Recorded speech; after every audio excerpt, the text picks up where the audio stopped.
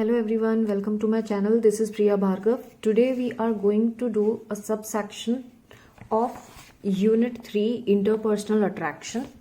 This subsection is explaining interpersonal attraction. This Unit 3 is from Block 2 MPC 004 Advanced Social Psychology. Friends जैसे कि आपको पता होगा कि जब मैं वीडियोस बनाती हूँ किसी पर्टिकुलर यूनिट का तो वीडियोस ज़्यादा बड़े ना हो, इसीलिए मैं सेपरेट वीडियोस बनाती हूँ। तो इस यूनिट 3 का एक वीडियो ऑलरेडी मैंने रिलीज़ कर दिया है और आज ये सेकंड वीडियो है इसी यूनिट का, जिसमें हम ये पढ़ने जा रहे हैं कि इंटरपर्सनल अट्रैक्शंस के क्या क्या कारण होते हैं, इंसान की साइकी क्या होती है उसके पीछे। So let's start.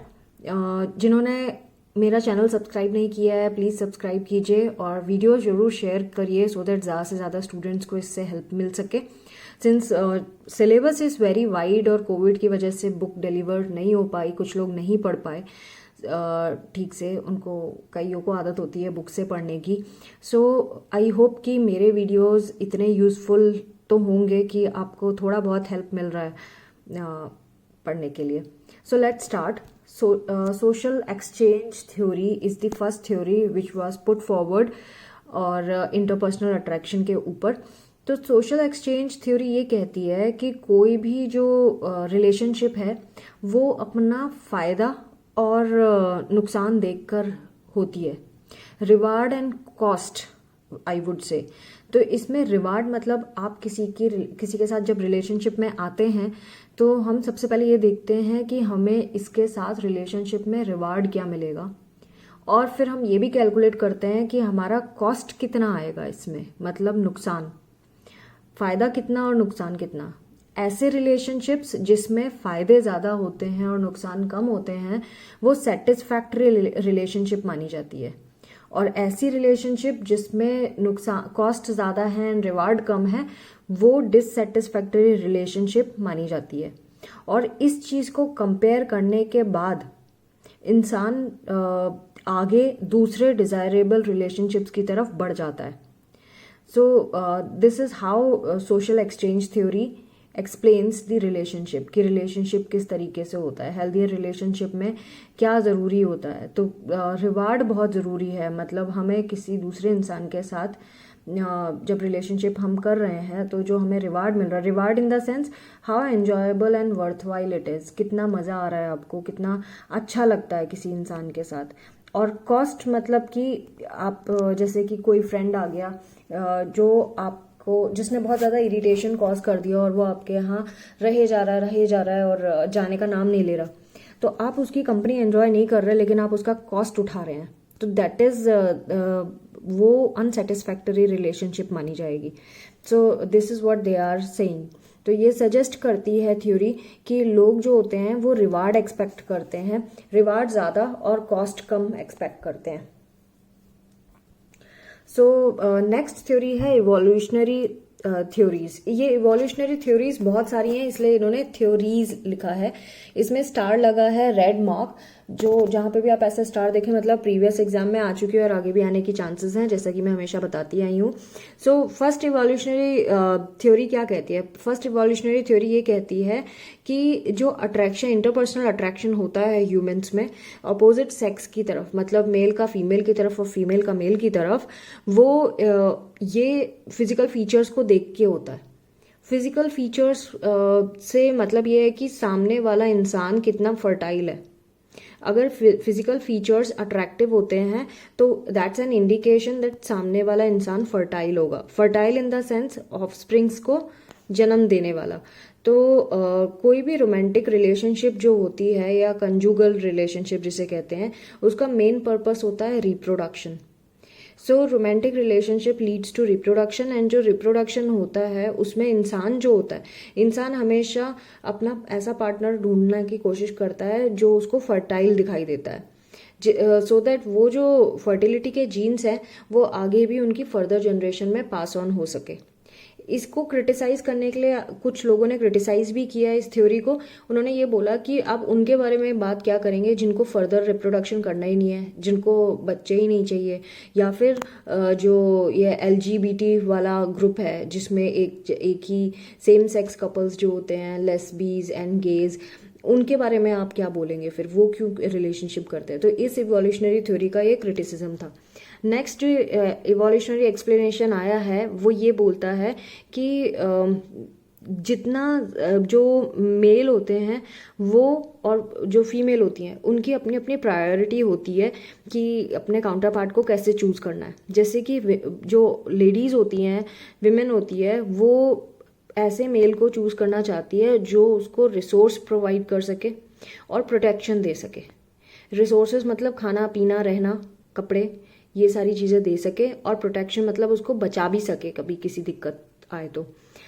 सो ये फीमेल के लिए प्रायोरिटी वाले चीज़ें हैं, resources and protection, while female male में ये देखती है। और जो मेल हैं वो ये देखते हैं कि फीमेल कितनी फर्टाइल है, और वो ऐसा क्यों करती है। उसके पीछे दो रीज़न होती हैं कि फीमेल ये रिसोर्स एंड प्रोटेक्शन क्यों देख रही है। एक तो ये कि उसको अपने बच्चे पालने के लिए दोनों चीज़ों की ज़रूरत है, सो दैट उसके बच्चों को वो अच्छे से सेफली रेज कर सके, इंश्योर करे उनकी सक्सेसफुल रेजिंग। दूसरा, ये ट्रेट उसके बच्चों में भी पास ऑन हो जाए, इस वजह से वो ऐसे चूज करती है। नेक्स्ट थ्योरी जो इसी के ऊपर आई है इवोल्यूशनरी थ्योरी पे, वो ये सजेस्ट करता है जिसके फिजिकल फीचर्स हेल्दी होते हैं वो ज़्यादा अट्रैक्टिव माना जाता है। जो इंसान हेल्दी है वो अट्रैक्टिव है, और जब अट्रैक्टिव है और हेल्दी है तो वो इंसान ये चाहेगा कि उसके ऑफस्प्रिंग्स में भी यही same trait, healthy trait pass on हो। तो ये टेंडेंसी होती है कि इस तरह से चूज किया जाता है। एक और लोगों की टेंडेंसी होती है कि वो ऐसे लोगों को ज़्यादा पसंद करते हैं जिनके फेशियल सिमेट्री होती है। जब फेशियल सिमेट्री जिनकी होती है वो ज़्यादा अट्रैक्टिव माने जाते हैं एज़ कम्पेयर टू जिनकी फेशियल सिमेट्री नहीं होती। बट जब एक एक्सपेरिमेंट कंडक्ट किया गया तो उसमें दूसरा ही उल्टा ही रिजल्ट निकला कि लोग जिनकी सिमेट्रिकल फेस होते हैं उनको ज़्यादा प्रिफर नहीं करते, उनको लेस अट्रैक्टिव मानते हैं as compare to normal face वाले को। सो इन्होंने एक एक्सपेरिमेंट किया जिसमें इन्होंने फीमेल के फेस के ऊपर एक मेल का फेस सुपर इम्पोज किया। सुपर इम्पोज करना मतलब एक के ऊपर एक रख के देखा। जो फेस एक के ऊपर एग्जैक्टली आता था, एक मेल का फेस दूसरी फीमेल के ऊपर, तो उस फीमेल ने उस मेल को ज़्यादा चूज किया, और या उस मेल ने उस फीमेल को ज़्यादा चूज किया जिनके दोनों के फेस एक दूसरे के ऊपर सुपर इम्पोज होते थे। यानी कि ये थ्योरी ये कहती है कि हम अपने जैसे, अपने से मिलते जुलते इंसान को ही चूज करते हैं। और सेम या फिर अगर ऐसा नहीं, ऐसा और इसके अलावा दूसरा ये है कि हम कोई भी मेल ऐसी किसी फीमेल को चूज करता है जिसके फीचर्स उसके फैमिली मेंबर से मिलते हैं, या तो उसकी मदर से मिलते हैं या उसकी सिस्टर से मिलते हैं, ऐसे लोगों को चूज करता है मेल। इवोल्यूशनरी थ्योरी एक और चीज सजेस्ट करती है, वो सजेस्ट करती है कि जो लव है वो दो लोगों को एक साथ रखता है, एंड ये प्रायोरिटी होती है सब में कि जहाँ लव है वहीं पे टुगेदरनेस होगी और बच्चों को अच्छे से रेज किया जाएगा। एक स्टडी पे ये कहा गया है कि जहाँ लव होता है, जहाँ माता पिता दोनों साथ रहते हैं, वहाँ पे बच्चे अच्छे से रेज होते हैं एज कम्पेयर टू सिर्फ माँ जहाँ पे अकेले हैंडल कर रही है। तो ये एबिलिटी किसी इंसान की लव करने की वो बहुत इंपॉर्टेंट होती है ऑफस्प्रिंग को रेज करने के लिए, सो दैट वो जीन्स पास ऑन हो सके। तो अब अगर कोई स्पीशीज सर्वाइव कर रही है वो इसलिए सर्वाइव कर रही है क्योंकि वो जो लव वाली एबिलिटी के जीन्स थे वो इंसानों के अंदर थे, यानी वो जीन्स हमें आगे भी चाहिए है। Now coming to reciprocity of liking rule. Reciprocity of liking rule ये कहता है कि जो लोग हमें लाइक करते हैं हम उनको लाइक करते हैं। सो इन्होंने यहाँ पे वही बताया है कि जो हमारी एस्टीम है ये एक रिवार्ड की तरह होती है। मतलब कोई हमें अगर पब्लिकली ऑनर कर रहा है, ये पूरा मैं एक समरी बता देती हूँ क्योंकि दिस इज़ टू बिग, सो नहीं तो चैप्टर बहुत लंबा खिंच जाएगा। इन्होंने यही बताया है कि जो हमारी जो एस्टीम है उसको जितना ज़्यादा रिवार्ड मिलता है उतना ही हम सामने वाले को रिवार्ड देते हैं। जो हमें पब्लिकली ऑनर कर रहा है हम उसको ऑनर देंगे, उसको रेसिप्रोकेट करेंगे, ज़्यादा रेसिप्रोकेट करेंगे। जितना ज़्यादा बड़ा हमें रिवार्ड मिलेगा उतनी हमारा सेल्फ एस्टीम बढ़ता है, और उतना ही हम जिसने हमें ऐसा किया है हम उसको भी उतना ही रेसिप्रोकेट करते हैं। तो सोशल अप्रूवल की बात करें तो social approval is like money. तो जो सोशली अप्रूव्ड लोग होते हैं, जो बहुत ज़्यादा पॉपुलर होते हैं, फेम होता है जिनका, फेम भी वैसा ही है जैसे कि मनी होता है। तो इसीलिए ये चीज़ लोग पजेस करना चाहते हैं, और इसीलिए वो इस चीज़ को फुलफिल करने के लिए बहुत हद तक चले भी जाते हैं। ये इसमें बताया हुआ है। तो इन्होंने एक और ये हेदर्स बैलेंस थ्योरी ये कहती है कि अगर एक इंसान खुद को लाइक करता है और कोई दूसरा इंसान भी इसी पहले वाले बंदे को लाइक करता है, तो बहुत ज़्यादा चांसेस है कि पहले वाला बंदा दूसरे बंदे को लाइक करेगा। So this is what his theory was. Now coming to rewarding reduces anxiety, stress, loneliness and enhances self esteem. मतलब अगर हमें कोई लाइक करता है तो हम ऑटोमेटिकली हमारे अंदर से एंजाइटी, स्ट्रेस ये सब खत्म हो जाता है, कम हो जाता है, हमारी सेल्फ एस्टीम बढ़ जाता है अगर हमें रिवार्ड मिलता है या फिर हमारे साथ कोई रहता है, हम अकेले नहीं रहते। तो इन्होंने यही बताया है कि जब लोगों के बीच में हम रहते हैं, इंटरपर्सनल हमारी रिलेशनशिप होती है, तो ये चीज़ें हमारी ख़त्म हो जाती हैं, एंजाइटी, स्ट्रेस वगैरह। इन्होंने यहाँ पे ये रीइंफोर्समेंट का प्रिंसिपल भी बताया है। रीइंफोर्समेंट एंड इंटरपर्सनल अट्रैक्शन के बारे में बात की है। होमन ने बताया था कि ये कंडीशन बहुत नेसेसरी है हमारी सेल्फ एस्टीम के लिए, सो दैट जो अगर हमें रिवार्ड मिलेगा तो हमारा सेल्फ एस्टीम बढ़ जाता है। हमारा जो सेल्फ एस्टीम होता है वो डिपेंड करता है कि हम क्या सर्विसेज प्रोवाइड कर रहे हैं और हमें उसके रिटर्न में क्या मिल रहा है। बेसिकली इन्होंने एक और चीज़ बताई कि अगर हम किसी को ऐसी चीज़ का रिवार्ड देते हैं जो बहुत रेयर है, जो आसानी से नहीं मिलती, तो उसकी ज़्यादा वैल्यू होगी उस इंसान की जो हमें रेयर चीज़ प्रोवाइड कर रहा है, एज़ कम्पेयर टू उस इंसान की जो एक कॉमन सी चीज़ प्रोवाइड कर रहा है।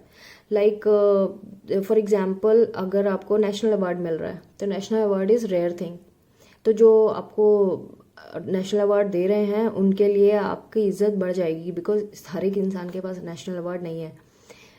या पद्म भूषण की बात कर लें तो उसको बहुत ज़्यादा ग्रेड मिलेगा, बहुत ज़्यादा रिस्पेक्ट मिलेगा। लेकिन अगर आप उसको आम सा कुछ नहीं, एक गिफ्ट पकड़ा दें जाके, तो उसकी कोई वैल्यू नहीं है और आपको उस चीज़ के लिए कोई रेस्पेक्ट भी नहीं मिलेगा। तो इनके कहने का मतलब ये है कि अगर आप रेयर चीज़ें किसी को देते हैं तो आप ज़्यादा पसंद किए जाएंगे एज़ कम्पेयर टू आम चीज़ पकड़ाने के। इन्होंने वही रिवार्ड के बारे में ये चीज़ बताई है, ये शॉर्ट सप्लाई वाला जो मैं बता रही थी। प्रॉफिट के ऊपर लोग काम करते हैं कि जैसे कि आप किसी को कोई भी इंसान किस तरह से एक दूसरे से रिलेशनशिप बनाता है, जैसे कि प्रॉफिट देखा जाता है। अब प्रॉफिट क्या है? प्रॉफिट का मतलब है रिलेशनशिप में कि आपकी वजह से, आपके होने से उस इंसान को कितना रिवार्ड मिल रहा है और उस इंसान को जो इसमें कॉस्ट आ रहा है आपके साथ रिलेशन रखने में, वो कितना है। अगर जो रिवार्ड है उसमें से कॉस्ट माइनस करके प्रॉफिट बनता है, तो किसी इंसान के साथ रह के आप सपोज आप बहुत पॉपुलर हो रहे हैं, लेकिन आप उस इंसान के पास जाने के लिए आपको खर्चा भी उठाना पड़ रहा है, अच्छे कपड़े पहनने पड़ रहे हैं क्योंकि आप उस इंसान के साथ घूम रहे हैं, क्योंकि वो इंसान बहुत पॉपुलर है। तो आपने अपने ऊपर खर्चा किया है और आने जाने का खर्चा किया है, उसको ले जाने का खर्चा किया है, लेकिन उसके बदले में उस इंसान के साथ रह के क्या आपको उतनी पब्लिसिटी मिल रही है या आपको उसके थ्रू कोई प्रॉफिट हो रहा है? तो अगर आपको जो प्रॉफिट हो रहा है वो आपके कॉस्ट से ज़्यादा हो रहा है, यानी कि वो इंटरेक्शन आपके लिए फ़ायदेमंद है, आपके लिए प्रॉफिटेबल है। तो इस तरह से रिलेशनशिप्स होती हैं और लोग उस रिलेशनशिप को प्रिफर करते हैं जिससे उसको प्रॉफिट होता है। So this is how they are talking about. Now coming to comparison level. Comparison level क्या है? किसी भी रिलेशनशिप में जो सेटिस्फैक्ट्री रिलेशनशिप क्या होगी? सेटिस्फैक्ट्री रिलेशनशिप वो रिलेशनशिप होती है जहाँ पे जो कंपैरिजन लेवल है वो सरपास कर जाता है। मतलब एक इंसान की कोई रेपुटेशन है, उसके साथ आके दूसरा इंसान जुड़ जाता है। अब अगर दूसरे इंसान के होते हुए और वो जो दूसरा इंसान जुड़ा है उसका जो लेवल है पहले इंसान से ज़्यादा है, तो यानी कि उसने उस कंपैरिजन लेवल को सरपास कर दिया, क्रॉस कर दिया। तो जब ऐसा होता है तो वो रिलेशनशिप सेटिस्फैक्ट्री होती है। बट अगर एक इंसान का जो स्टैंडर्ड है उसके साथ दूसरा इंसान आता है और उसका जो स्टैंडर्ड है वो इस वाले इंसान से लो है, तो जब कंपैरिजन लेवल नीचे चला जाता है तो ये रिलेशनशिप डिससेटिस्फैक्ट्री मानी जाती है, अनहैप्पी रिलेशनशिप बन जाती है। तो इन्होंने कंपैरिजन लेवल को एक्सप्लेन भी किया है, जैसे कि इंसान जो है वो किस किस चीज़ की तरफ, दूसरे पर्सन की तरफ अट्रैक्टेड होगा, और जो अट्रैक्टेड है उससे वो क्या ऑब्टेन कर रहा है, जिससे वो अट्रैक्टेड है उससे क्या उसे फ़ायदा हो रहा है। तो ये कंपैरिजन होता है कि आप जिस इंसान से अट्रैक्टेड हैं उस इंसान से आपको फ़ायदा क्या हो रहा है, and that can be above और बिलो योर कंपैरिजन लेवल। तो ये comparison level is how you are comparing yourself with the other person. तो ये एक ह्यूमन साइकी की बात है जिसे हमें हमेशा ध्यान रखना चाहिए कि कैसे रिलेशनशिप्स चलती हैं, कोई रिलेशनशिप क्यों नहीं चल रही, क्या रीज़न हो सकता है उसके पीछे। तो एक ये कंपैरिजन लेवल रीज़न हो सकता है, ये प्रॉफिट वाली बात जो मैंने बताई वो रीज़न हो सकता है। सो और भी बहुत सारे स्टडीज़ की गई, एक्सपेरिमेंट किए गए और पता लगाया गया, तो उसके ऊपर इन्होंने बताया है कि क्या क्या किया इन्होंने और कैसे कैसे पता लगाया किसी चीज़ का। सो यहाँ पे इन्होंने लॉट एंड लॉट के एक्सपेरिमेंट की बात की है, जेम्स एंड लॉट के एक्सपेरिमेंट की बात की है, कैसे रिवार्ड देने में हेल्प हो रही है। सो ये सारी नाउ कमिंग टू, मैं थोड़ा ही इसमें बता रही हूँ क्योंकि ये ज़्यादातर, जैसे इन्होंने यहाँ पे देखिए एक सेइंग भी दी है, one man's meat is another man's poison. यानी जो कभी कभी ऐसा होता है कि जो आपके लिए बहुत रिवार्डिंग है हो सकता है दूसरे के लिए वो पनिशमेंट हो, और जनरली होता है हर इंसान आपकी खुशी से खुश नहीं होता, उसके लिए वो बहुत तकलीफ की बात होती है अगर आप किसी चीज़ में सक्सेसफुल हो जाते हैं। तो ये भी एक ह्यूमन साइकी की बात है। तो किसी के लिए कोई चीज़ रिवार्डिंग है तो दूसरे के लिए वो पनिशमेंट हो सकती है। सो इन्होंने यही इसी चीज़ के बारे में बात करी है। सो आप उस इंसान को ज़्यादा पसंद करते हैं जो आपको रिवार्ड देता है, एंड आप उस इंसान को डिसलाइक करते हैं जो आपको पनिश करता है। इनके कहने का ये कंक्लूजन था। तो ये मैंने थोड़ा बहुत अंडरलाइन किया है जो मुझे लगा कि काम की चीज़ें हैं। एक बार भी आप रीडिंग कर लेंगे इसके तो आपको ध्यान में रहेगा कि क्या क्या चीज़ें बताई गई हैं कि किस तरह से होता है। नाउ कमिंग टू एंग्जाइटी के बारे में बात करें तो इन्होंने बताया जो लोग होते हैं वो जब एंग्शियस फील कर रहे हो या डर रहे हो या अकेला फील कर रहे हो या फिर खुद के बारे में अनश्योर हो, तो अगर कोई और उनके पास आ जाए तो एज अ रिवार्डिंग पर्सन, तो वो उनका डर जो होता है, एंग्जाइटी होती है, वो कम होना शुरू हो जाती है। मतलब अगर कोई एंग्शियस है, डरा हुआ है, अकेला है, तो अगर कोई दूसरा इंसान उसके पास हो तो वो एंग्शियस कम फील करेगा। इसके ऊपर इन्होंने एक एक्सपेरिमेंट किए हैं जिससे इन्होंने ये प्रूव करने की कोशिश की है। जैसे इन्होंने एक एग्जांपल बताया कि रेगुलर जब स्कूल लग रहा होता है तो अगर आप स्कूल लगने के कुछ मिनट पहले पहुंच जाएं तो शायद अकेले में आपके पास कुछ इक्के दुक्के बच्चे आके हाय हेलो करेंगे आपसे, ज़्यादा कोई नहीं आएगा। लेकिन अगर यही चीज़ एग्ज़ाम के दिनों में हो रही हो कि आप एग्ज़ाम के दिनों में थोड़े टाइम पहले पहुंच जाए तो आप देखेंगे बहुत सारे लोग आपसे आके बात करने लगेंगे। ऐसा क्यों होता है? ऐसा इसीलिए होता है क्योंकि एग्ज़ाम टाइम पे बहुत सारे लोग एंग्शियस फील कर रहे होते हैं। जब वो एंग्शियस फील कर रहे होते हैं तो उनसे अकेले में घबराहट होती है, तो वो सोचते हैं कि यार कंपनी इज़ बेटर, तो इसीलिए वो आके आपसे बात करना शुरू कर देंगे, इंटरेक्ट करना शुरू कर देंगे। तो this is the reason why exam time पे इंसान आपस में बात करेगा, जनरल टाइम पे नहीं करेगा। ये सैंक्चर इन्होंने एक हाइपोथेसिस दी थी जिसमें इन्होंने बताया anxiety conditions will lead to an increased affiliative tendency. तो जब एंग्जाइटी कंडीशन होती है तो वो ज़्यादा ऐसी टेंडेंसी आती है जिसमें आप परेशान होना शुरू हो जाते हैं। तो इन्होंने एक एक्सपेरिमेंट रूम में किया जिसमें कॉलेज विमेन रखी पार्टिसिपेंट, और इस एक्सपेरिमेंट में ये क्लेम किया गया कि इलेक्ट्रिकल शॉक दिया जाएगा। इलेक्ट्रिकल शॉक जो होगा वो इस तरह से होगा कि बहुत ज़्यादा पेनफुल होगा। सो इन्होंने हाई एंजाइटी कंडीशन को टेस्ट करना चाहा कि जिनको ज़्यादा एंजाइटी होती है उनको वो कैसा फील करते हैं, और जिनको कम एंजाइटी होती है उनको क्या होता है, एंजाइटी किस टाइम पे ज़्यादा होती है, वो ये एक्चुअली टेस्ट करना चाह रहे थे।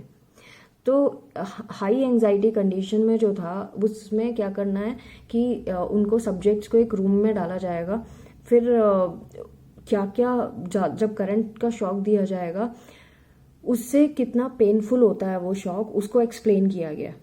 और दूसरे ग्रुप को इस बारे में कुछ एक्सप्लेनेशन नहीं दी गई कि शॉक लगने से कैसा लगता है क्या।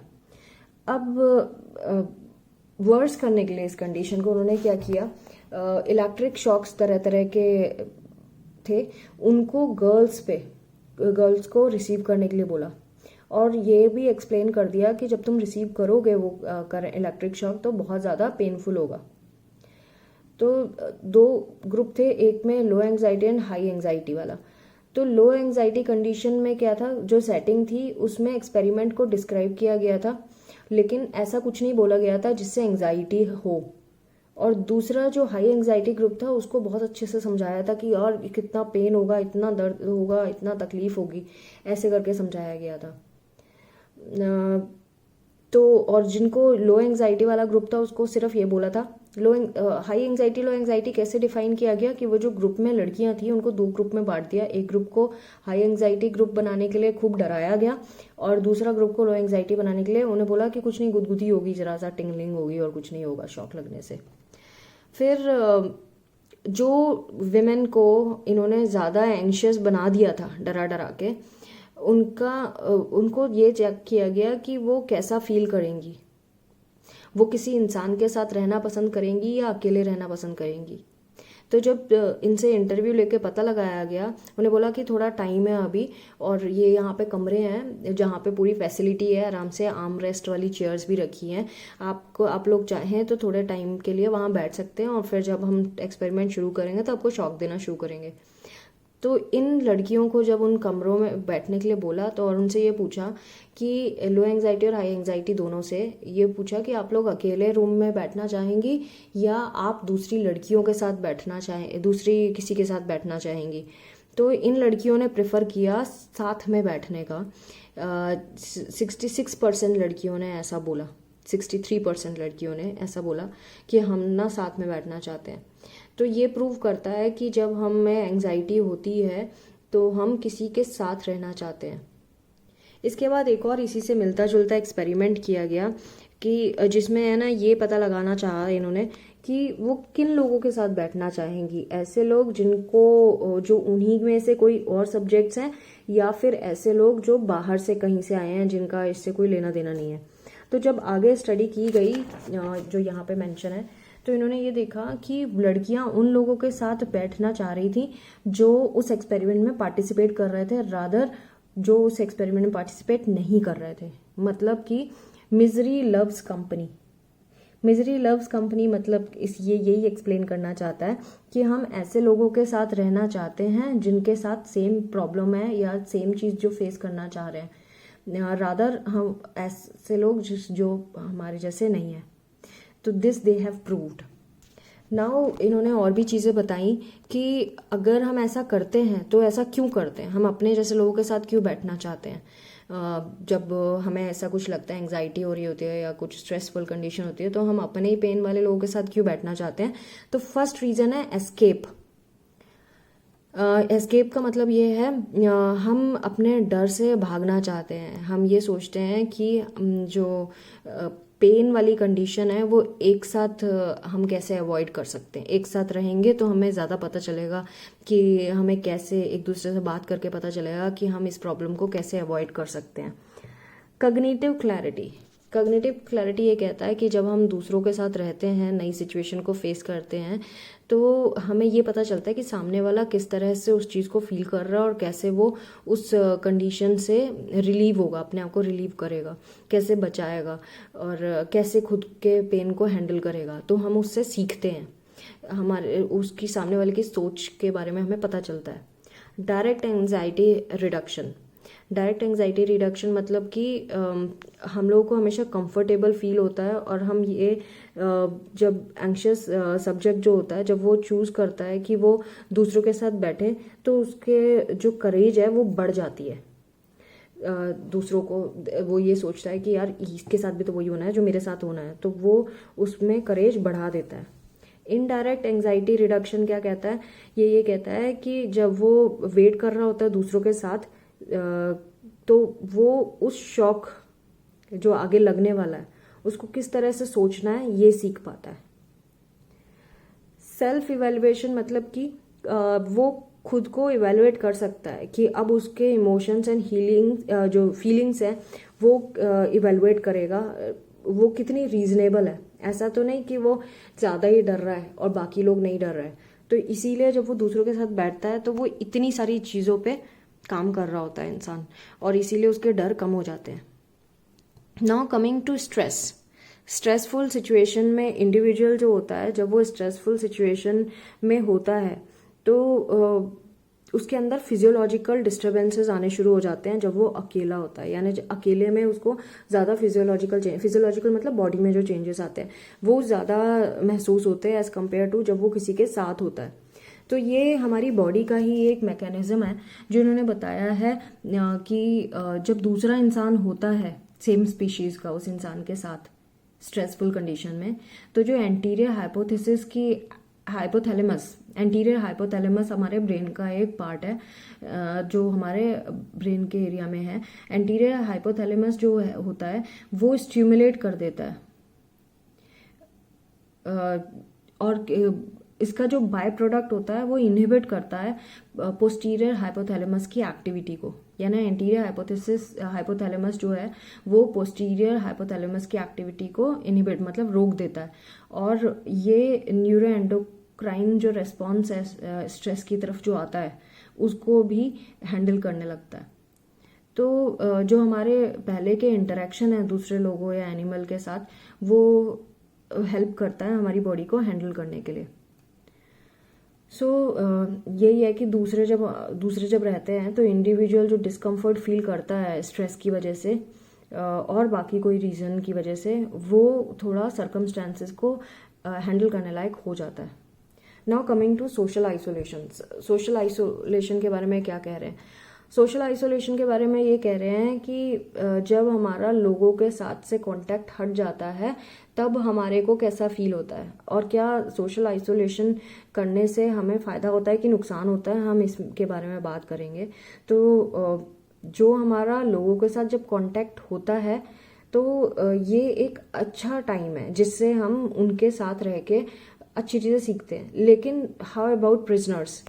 तो प्रिजनर्स के ऊपर इन्होंने एक्सपेरिमेंट किया था जहाँ पे उन्होंने ये किया था कि अगर इन्होंने पहले ऐसे जेल बनाए थे जहाँ पे प्रिजनर्स एक साथ रह के इंटरेक्ट कर सकते थे, उनके बीच में बहुत अच्छी फ्रेंडशिप हो गई। लेकिन जब ये प्रिजनर्स जेल से बाहर छूटे तो भी इन्होंने अपनी फ्रेंडशिप कंटिन्यू करी जिस तरह का जेल बनाया गया था।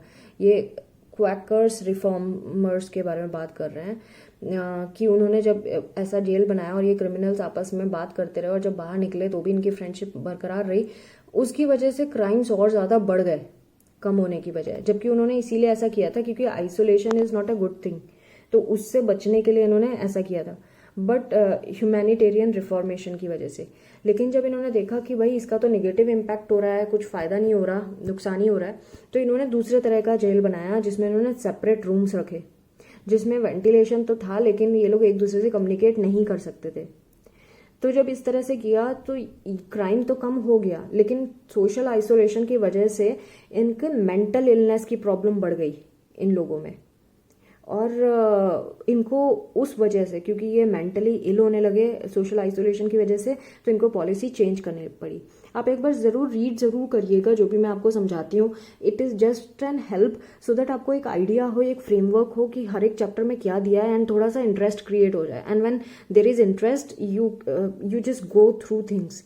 तो बहुत अच्छा लगता है दोबारा पढ़ना। तो please please please go through the syllabus once by your own and read करके ज़रूर देखिए। मेरा सिर्फ मकसद यही है कि मैं इस सिलेबस को थोड़ा इंटरेस्टिंग बनाऊं और ये ध्यान में रहे लोगों के आगे जाके भी, सो दैट आप कभी भी वीडियोज़ वॉच करके देख सकें कि हमने क्या क्या पढ़ा था। So that was my intention, that is all. So हम जब कंप्लीट आइसोलेशन किया तो इनमें मेंटल इलनेस आने लगी। क्या देखा गया, कैसी मेंटल इलनेस देखी गई? तो उन्होंने बताया है कि जो आइसोलेशन एक्सपीरियंस था उसमें जो लोगों का नॉन मोनोटोनिक रिलेशनशिप जो थी, यानी किसी के साथ रिलेशनशिप थी नहीं, वो अकेले थे, इनका पेन बहुत बढ़ गया और बहुत ज़्यादा बढ़ गया। एंड फिर धीरे धीरे एकदम से कम हुआ। मतलब शुरू में तो इनको दर्द फील होता था, तकलीफ फील होती थी कि अकेला हमें बंद कर दिया कमरे में। एंड जब बहुत ज़्यादा मैक्सिमम पहुंच गया इनका दर्द, तो उसके बाद एकदम से कम हो गया। और जब ये डिक्रीज हुआ, इसकी फ्रीक्वेंसी जो ऑनसेट थी कम होने की पेन की, वो अगेन एपैथी में चेंज हो गई। मतलब जिसको कुछ समझ ही नहीं आता। और ये इतना एपैथी हो गया इनका, मतलब जो सेंसिटिव नहीं होते उन्हें एपैथी कहते हैं, कि किसी से कुछ लेना देना नहीं, इनसेन हो जाना, लाइक दैट। तो वो कभी कभी ये शिजोफ्रेनिक स्टेट में भी पहुंच गए लोग, उनको शिजोफ्रेनिया वाली कंडीशन शो करने लगे, विड्रॉल हो गए, डिटैचमेंट शो करने लगे। दूसरा जो उन्होंने देखने के लिए मिला वो ये कि इनकी जो इनकी टेंडेंसी थी आइसोलेशन में सोचने की, ड्रीम की, और कभी कभी ये सब कम होने लगी और ये हेलुसिनेट करने लगे, इन्हें आवाज़ें आती थी तरह तरह की इन लोगों को। तीसरा वो ग्रुप था जो अपने आप को डिस्ट्रैक्ट करते रहे, मतलब जिन्होंने ये नहीं सोचा कि भाई हमें अकेले कमरे में बंद कर दिया, मतलब अकेलेपन के बारे में जिन्होंने नहीं सोचा, और वो अपने आप को कहीं ना कहीं डिस्ट्रैक्ट करते रहे डिफरेंट एक्टिविटीज़ में। सपोज रंगोली बनाते रहे कमरे के अंदर बैठ के, या कोई डिज़ाइन कुदेरते रहे दीवारों पे। उनमें एपैथी बहुत कम देखने के लिए मिले, वो कम प्रोन थे और बहुत कम सफरर भी थे उसमें। तो इन्होंने ये बताया जब कंप्लीट सोशल आइसोलेशन जो होता है वो बहुत अनप्लीसेंट होता है और एक नॉर्मल ह्यूमन कांटेक्ट के कंपैरिजन में। सो इसीलिए शीर फिजिकल प्रेजेंस बहुत ज़रूरी है और हमेशा लोनलीनेस से दूर रहना चाहिए। सेल्फ एस्टीम की बात करें तो सेल्फ एस्टीम में ये कह रहे हैं जिनका सेल्फ एस्टीम हाई होता है वो दूसरों को प्यार करते हैं ज़्यादा, और जिनका लो सेल्फ एस्टीम होता है वो दूसरों को कम प्यार करते हैं। तो ये इसी तरह से चलता है हमेशा, और ये बहुत सारे रॉजर्स से लेके एडलर, हॉर्ने, इन सब ने इस चीज़ को फेवर किया था। तो रॉजर ने यही बोला था कि जो पर्सन है अगर वो खुद को एक्सेप्ट करता है तो वो इंटरपर्सनल रिलेशनशिप को भी अच्छे से एक्सेप्ट करेगा, उसकी इंटरपर्सनल रिलेशनशिप अच्छी होगी। एडलर ने कहा था कि जो इन्फीरियोरिटी होता है वो डेप्रिशिएट करता है दूसरों के साथ रिलेशनशिप। हॉर्ने ने कहा था कि अगर जो खुद को प्यार करता है वो पॉजिटिवली दूसरों को भी प्यार करेगा। सो इस तरह से सब लोग एग्री हुए थे इस स्टेटमेंट से कि हाई सेल्फ एस्टीम वाले हाईली लाइक करेंगे दूसरों को एंड लो सेल्फ एस्टीम वाले कम लाइक करेंगे। उन्होंने एक और चीज़ बताई कि जिनकी लो सेल्फ एस्टीम होते हैं वो हमेशा रिवार्ड कोई दे उनको तो वो इतना ज़्यादा उसको सेलिब्रेट करते हैं जैसे कि पता नहीं क्या हो गया, जबकि जिनकी हाई सेल्फ एस्टीम होती है वो इस तरह का कुछ शो ऑफ नहीं करते, because they are self satisfied, they are happy, they love themselves. तो ये इन्होंने बताया, इसी चीज़ को इन्होंने तरह तरह से रिपीट करके बताया है। तो you can go through this paragraph and see what they have mentioned. So ये इसी चीज़ के बारे में इन्होंने पूरा इस सेक्शन में बताया है। तो सेल्फ एस्टीम के बारे में बस आपको इतना पता होना चाहिए। सो इन्होंने कुछ एक्सपेरिमेंट भी किए हैं जिसमें वही चीज़ बताई है कि किस तरह से होता है। इन्होंने क्या किया था, मैं इस एक्सपेरिमेंट को भी थोड़ा रफली बता दूं आपको। इन्होंने 2 ग्रुप लिए, 5-6 लोगों मेंबर्स के, 2 आवर डिस्कशन का स्मॉल टास्क था। इस ग्रुप में क्योंकि ये नए नए आए थे तो इनको इस ग्रुप में इस तरह से बांटा कि जब इनके साथ डिस्कशन शुरू किया गया तो इनका कुछ ग्रेडिंग किया और इनसे ये बोला कि तुम्हारा सेल्फ एस्टीम कैसा है, तुम खुद के बारे में क्या सोचते हो, अपने आप को रैंक कर दो और दूसरे के बारे में भी रैंक करो। बट इन्होंने जो एक्सपेरिमेंटर था उन्होंने सिचुएशन चेंज कर दी और इनको अपनी मर्जी से कुछ को ये बोल दिया कि तुम्हारा तुम्हें ना ग्रुप वाले पसंद नहीं करते, और और उसका भी रेस्पॉन्स ये बना दिया कि वो ग्रुप को नहीं पसंद करता इस तरह से। एंड कुछ लोगों को ऐसा पॉइंट दे के बोल दिया कि आपको सब ग्रुप वाले सारे पसंद करते हैं।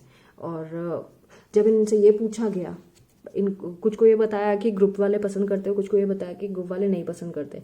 अब जिनको ये बताया गया कि उनको ग्रुप वाले पसंद करते हैं, यानी उनका सेल्फ एस्टीम हाई हो गया, और जिनको ये बताया गया कि ग्रुप वाले उनको पसंद नहीं करते हैं, उनका सेल्फ एस्टीम लो हो गया।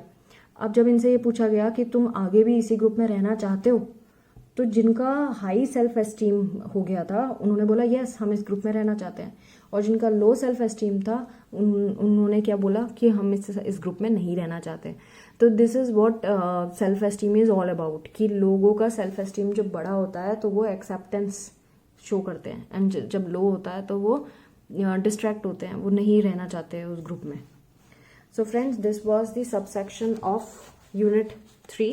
We have finished Unit 3 as well. I hope my videos are helpful and you are liking my videos. Do not forget to subscribe my channel and share these videos to rest of the students so that they get help through this. Exams are just coming in soon. Thanks for watching. Take care. Bye-bye.